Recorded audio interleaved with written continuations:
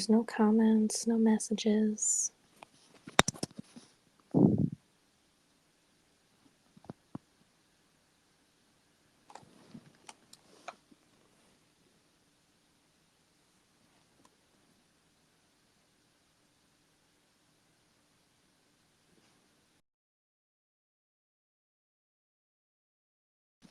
Okay, now I can see my participants. Hey guys. Hopefully some more people will be showing up soon.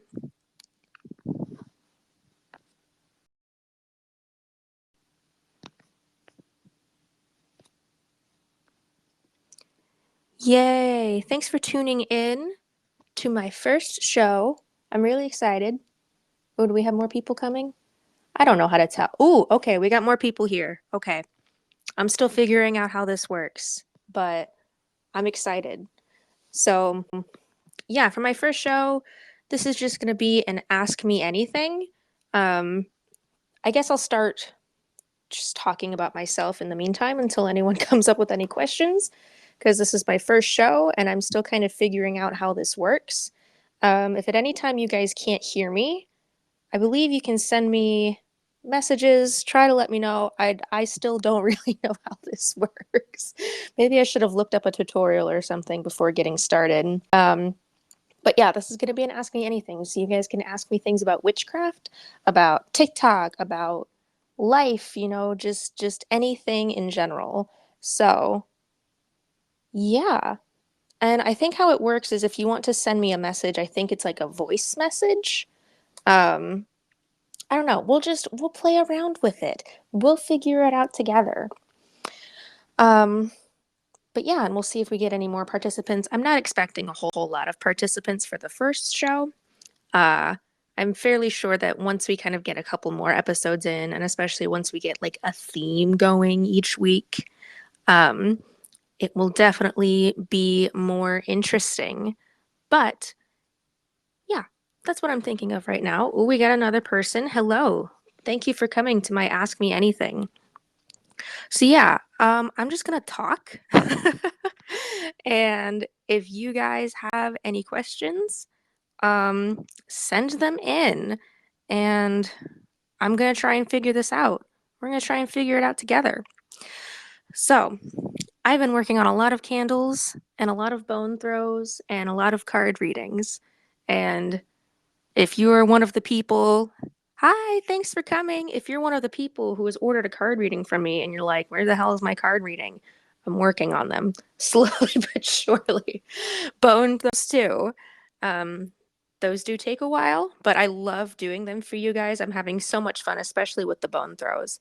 Um, I would love to eventually maybe do away with the typed card readings and do video format instead, or do something where you guys can schedule an appointment with me on Zoom or something, and we could do readings that way. But I'll figure that out as time goes on. In the meantime, I'm wanting to try out this platform with stereo, and for people who can't come directly to the show, have the audio recordings set up on Patreon, which will be coming this week. You guys can, or next week, I should say.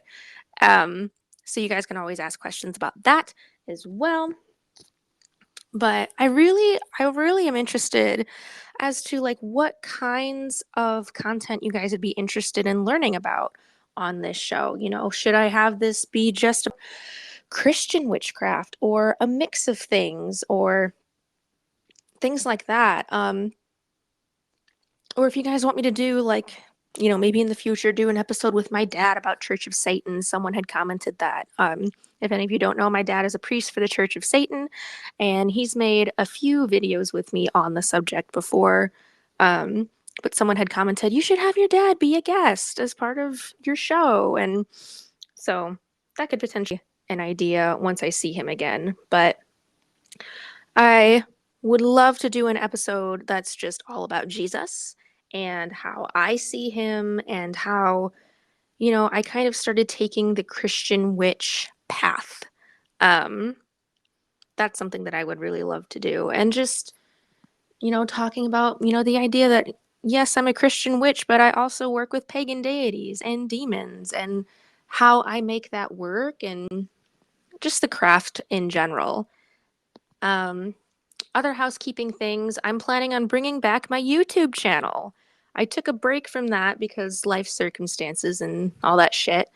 Um, but I will be bringing that back. I have a video edited and ready to go, so I will do my best to remember to upload that on Friday. But yeah, if you guys have any questions, please send them in because I'm going to try and keep this going for at least a half hour, if not an hour. But it might be kind of boring if it's just me talking. So if you guys have any questions, please, about witchcraft, about me, about college, about Jesus, anything, send in your voice questions and let's find out uh, what you guys want to know, what you guys are interested in. I want this show to be kind of interactive and with you guys and about you guys. So I haven't received any yet, and I wish I could like tell you guys how. Ooh, I got a message. Okay. I couldn't hear. Oh. Oh, okay. Hang Hey, on. Hannah. So, what is your biggest spiritual uh-oh to date? My biggest spiritual uh-oh. Oh boy. Um well, for one thing, I would definitely say that practicing witchcraft in my parents' house when I knew that they didn't agree with witchcraft was probably a pretty big uh-oh. Something that I should not have been doing, but you know, you live and you learn. Um, Also, you know, performing my first spell like 3 days after I decided to take on the title of witch. Um, that probably wasn't the smartest thing for me to do. And it wasn't a protection spell either. I didn't know anything about protections. I just wanted to be a witch and I wanted to do all of the things. Um, my first spell was a healing spell. So, I mean, it's not like it was this, you know, terrible whatever. It's not like I was trying to curse anyone on the first day. Um, but yeah, if I could go back, I definitely would have told myself to do a lot more research and, you know, look at protections and do a lot more preparation um, before starting. But, you know, like I said, you live and you learn, and I'm still here. So let's see what else we got. How is your last semester of college going? Well, I'm so glad you asked.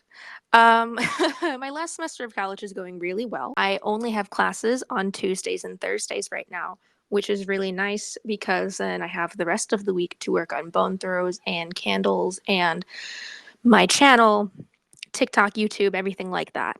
So that has been going really great. But because all of my classes are on Tuesdays and Thursdays, those days are really busy, full of homework, full, you know, just full schedule.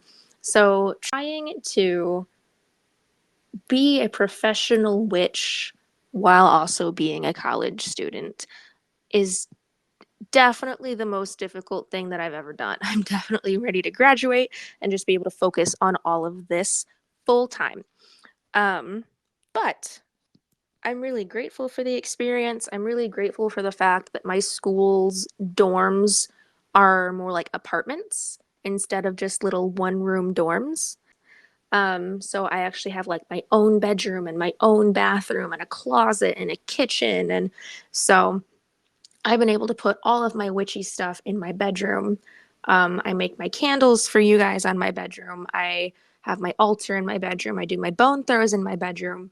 I really don't know how I would have pulled this off if I went to a traditional school where I just had the traditional one room dorm space. I don't know if I would have been able to do it. So, despite how stressful it has been trying to balance those two things, um, I'm really grateful that my college is the way that it is so that I've been able to run my business while in school. Okay, so I think I'm doing this right. Hi, I'm Shannon, and I very, very recently became a Christian witch. I've suffered a lot of religious trauma from the church, and I'm currently kind of deconstructing what was demonized in witchcraft as like, oh, that's very common in Christianity. I would love to hear about your path with that and how did you go about doing that? Like, for example, like altars. Like, anytime I heard about altars and witchcraft, it was like, oh, that must be bad. But then I was like, oh my gosh, they have an altar call and an altar in the church. So yeah, anyhow, so I was getting long. Thank you so much for asking that question. I love answering these kinds of questions. So, yes, I grew up in a very similar church environment where they would say, come up to the altar, or they would have an altar call, or, in Catholic churches, they have altar boys. Lots of the songs that we sang had the word altar. So I just kind of viewed it as a space for worship. Obviously, there's working altars too, where people actually perform their spells and rituals and stuff at. But um, how it kind of started for me, and this was my first YouTube video, I talked about this too. Um, so I was in college and I was living in a different dorm. I actually lived by myself at the time. I was living in a single dorm, and I had these fake candles and like a gold cross and like fake flowers and fake candles and stuff that I had just sat on a table. And I used that as a place that I would like kneel in front of and worship Jesus and read my Bible and, listen to Christian songs in front of. And for a while, that kind of fulfilled my need to have like a spiritual space. Um, and then, that kind of what really did it for me. I don't really remember a specific moment where I really felt called to witchcraft, but I do remember the day that I Googled, are there Christian witches? And it turns out there was a bunch. There's a whole Christian witches organization and conventions and a website and books. And I pushed it away again for a little while because I was scared and, feeling all the same things that you were feeling. Um, and then when COVID hit and I got sent home and had a lot of time to think, a lot of time on my hands. Um, I started researching it some more and just really fell down the rabbit hole. What has helped me is reading, honestly. There's an author called Adelina St. Clair, and she has a book called The Path of a Christian Witch, which was the first Christian witchcraft book that I ever read, and it helped me immensely. It's I love that book. It it is kind of somewhat from like a Catholic perspective, but it's still very good. And it is always a book that I recommend to people who are somewhat new to this craft and this path. And then there's also an author named Valerie Love, who is a Christian witch, and she used to be a Jehovah's Witness. And her story is very intense and very sad, but also so beautiful. And both of those authors helped me become more comfortable with the idea of incorporating um, other deities. Like Adelina St. Clair talks about incorporating Mary Magdalene into her practice. And I believe Valerie Love talked about some other goddesses and things like that. So that is what really helped me at first, was just reading and finding more like-minded people. And then obviously I got onto Witch Talk, and Witch Talk does have its problems. But among the witches, at least, there's a lot of love for Christian witches.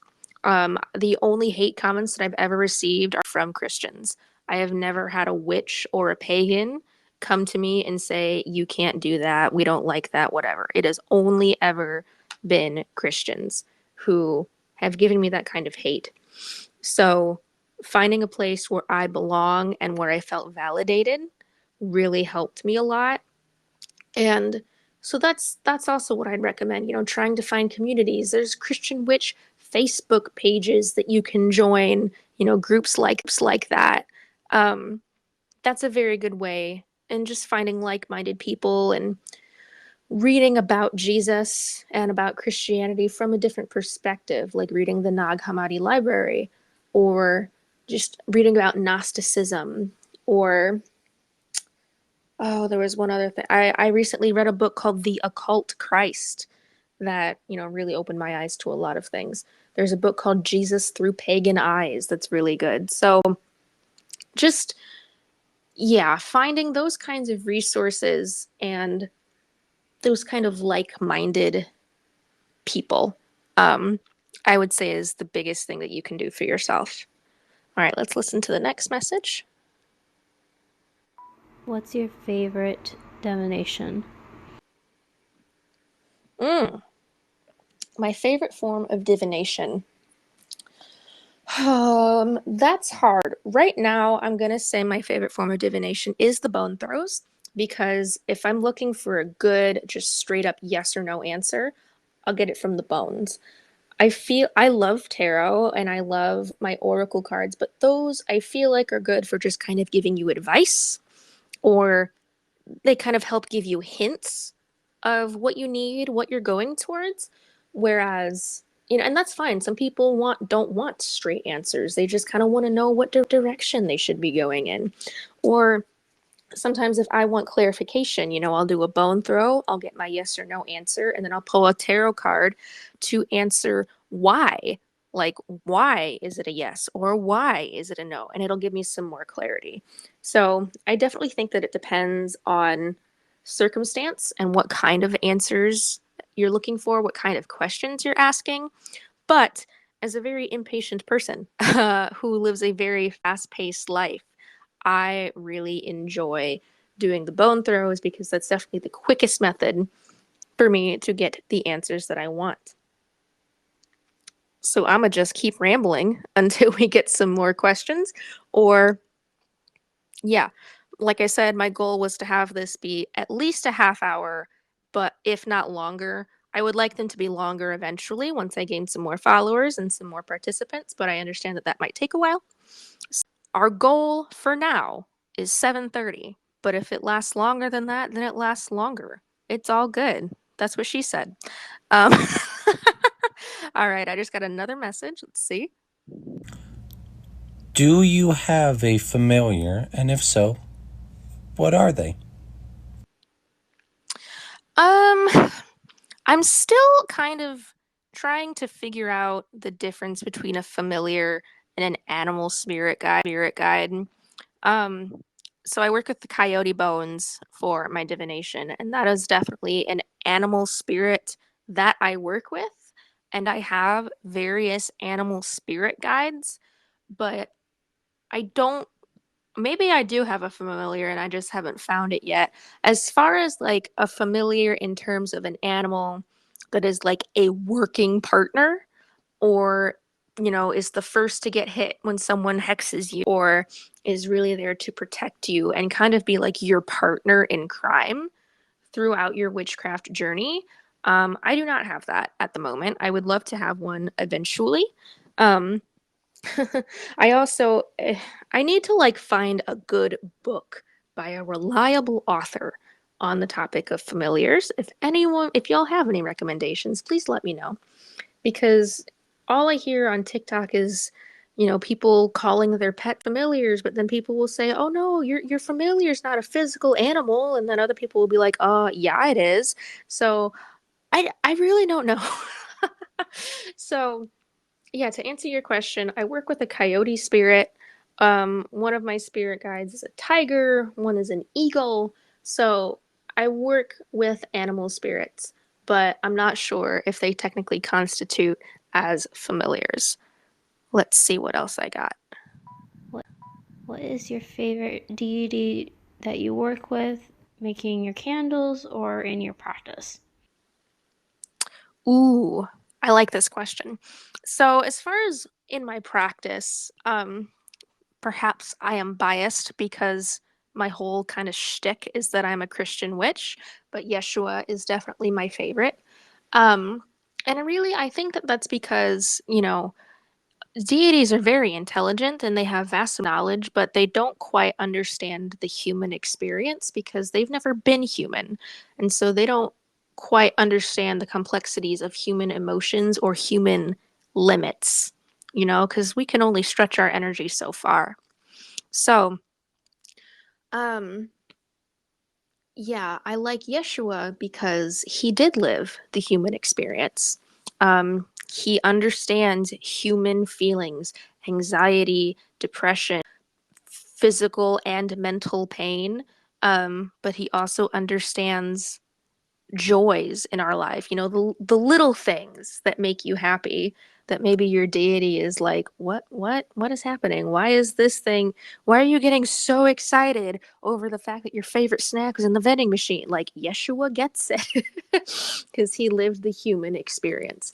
So when it comes to, yeah, the human experience, I very much value Yeshua. However, Yeshua is a very peaceful deity, and that's, a good thing. We all need peace deities. But I'm a very emotional person, so Aries has kind of been helping me channel my anger, which is always fun. As far as candles goes, I really love making candles for daemons. Every entity that I make a candle for is very appreciative, but the daemons are like, they get so happy when you make a candle for them. I made some candles for Lucifer and Azazel yesterday, and oh my goodness, does Azazel have some big boy energy. Like, I was making his candle and like my heart was pounding and like I could feel like pressure all around me. I'm like, whoa, Azazel has entered the building. um and that's really unique to me, like just feeling that really heavy energy.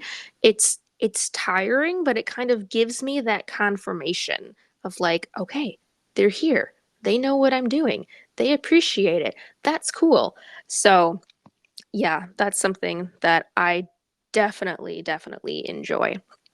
Um, oh, okay, got another message. Let's see. Hello, this is Nazario. I really love your content. Thank you for this.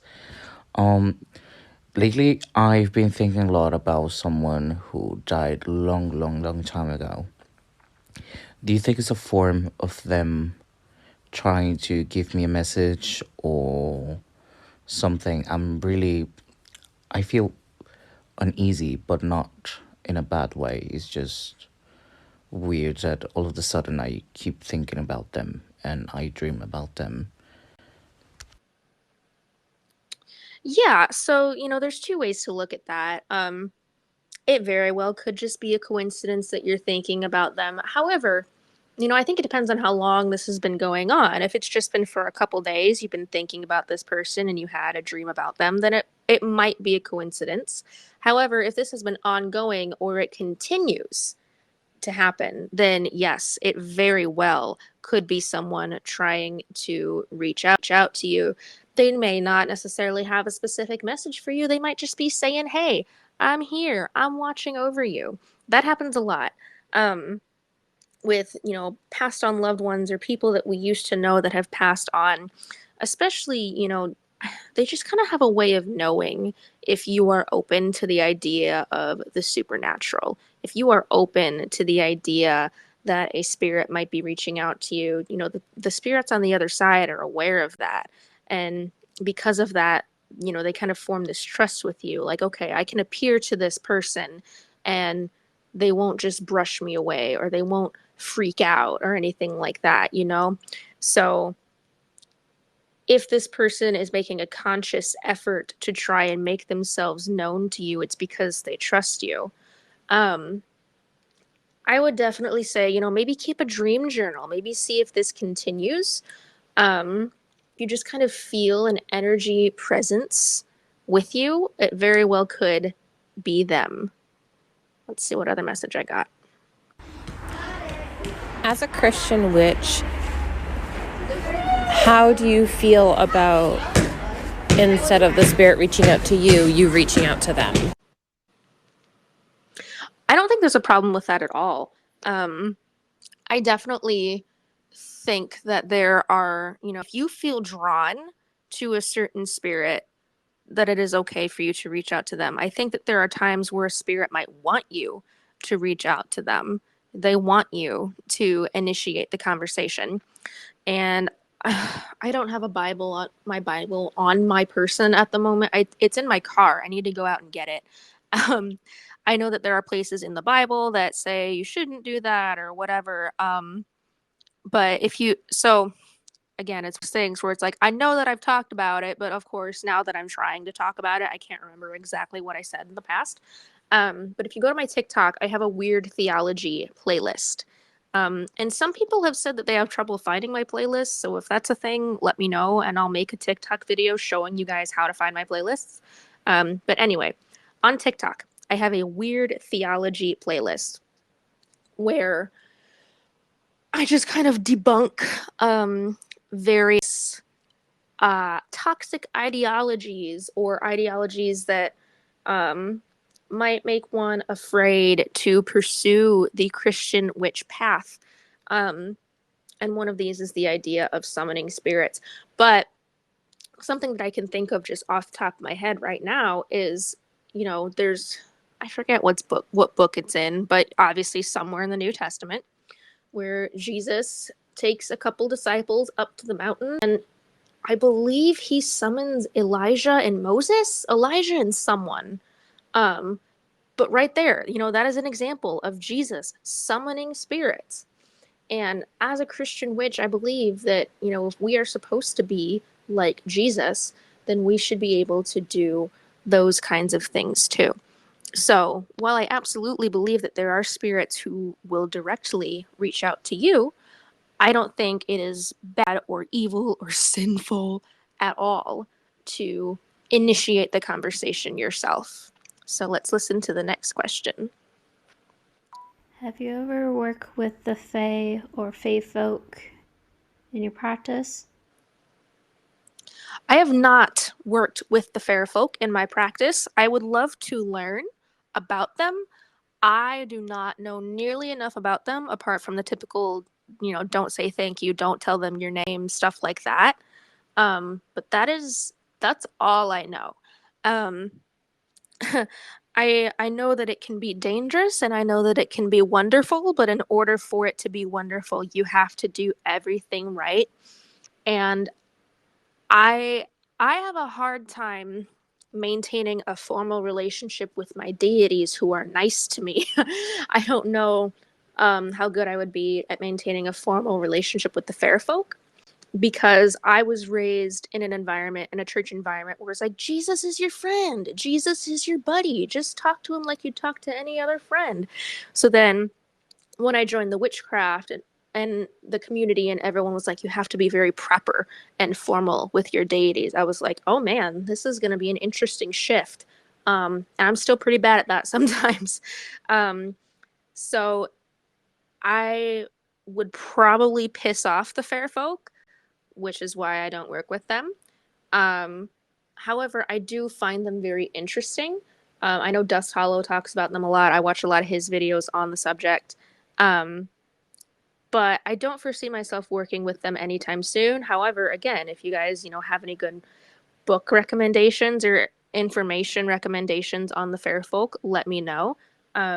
Because it is definitely something that I would love to learn more about, even though it's not something that I plan on partaking in anytime soon. Do we have any more questions? That's actually really something that I don't know a whole lot about the Fae or the fair folk. I just know that, yeah, don't tell them your name and don't say thank you. But to my knowledge, I've never received any gifts from anyone. I think I would know. Um, yeah, I don't know. Ooh, we got a question. What are you most comfortable with in your knowledge in your craft at this point? Things like herbs and oils. If you ask me, like, what herb's good for this? What oil is good for this? I have a handful off the top of my head that I can list off to you. Um, Also, like candle colors, like what candle should I use for this? Boom, boom, boom. As far as like things that you need to assemble a spell, um, I could tell you how to do that fairly quickly and easily. Um, I also think that I'm very comfortable with divination. Um, Not every deck that I have I'm comfortable with. Um, Obviously, if you've tuned into my live streams on TikTok and you've seen me give readings with my angel deck or my chakra deck, I know those decks like the back of my hand. And so I can work with those fairly easily. I'm working on getting more comfortable with the Moonology Oracle deck, and I got a tarot deck that I'm working on becoming more comfortable with, but trying to work on that around school and all of this is not exactly easy, but we will get there at some point. So I'm going to give this a couple more minutes, and if we don't have any more questions, and that's fine, I'll say goodnight. This will be a short show, but like I said, I'm hoping that in the future, when I come up with a more solidified topic that will interest people, that I'll get more followers and more participants, and then these shows will be longer. Oh, I did just get another question. I just wanted to remind you that you've helped people with your divination, and we appreciate you for that. You take care. Thank you. That was super sweet. Oh, that made my night. Yes, so as I was saying, hopefully these shows will be longer in the future once I have more solidified topics and, you know, more participants, and as we do this more often, and then obviously once I get my Patreon set up and we have more people knowing that, hey, this is a thing that I do every week. Um, it'll really start get this going. This was kind of a test show. So thank you guys for being my guinea pigs. Ooh, I got another message. Ooh, I got it. Okay. You're an amazing person, and I am glad to be your friend. Keep it up, and I have a feeling you're going to do amazing on this app. Okay? Thank you. You guys are being so sweet. Oh my gosh. Okay, I have another one. I would also like to thank you because you're actually the reason why I started this path on Christian witchcraft, because I stumbled upon your TikTok and that's what opened my eyes to it. So thank you. Thank you. I'm so happy that I've been able to be an inspiration and be able to help people be on this path. I definitely have some imposter syndrome about it, but it makes me so happy that when people say that kind of thing, that I've helped them in any way, shape, or form. So, if you like this and you think this is something that I should do more often, let me know in the comments of my TikTok so that other people will see it and we'll have some more participants next time. Also, let me know what kind of specific topics you want me to talk about. Do you want me to talk about, like next time, when we talk about Jesus? Do you want me to talk about beginner tips? Do you want me to talk about divination? Whatever the topic might be. Take a minute to think about that, and the topic will be announced sometime early next week, as will my Patreon, um, where if you have a stereo account, you'll be able to access the recordings, but not everyone has a stereo account. So for those who can't participate or don't have an account, they will be able to access the recordings on my Patreon as well. But yeah, let me know what kind of things that you guys would want me to talk about next time. And hopefully within a couple shows or so, we will be able to get a bigger audience with a more interactive show. But yeah, so be on the lookout for Patreon and my announcement for what next week's show's topic will be. And I will see you guys next Wednesday, same time, 7 p.m. Eastern Time. Thanks.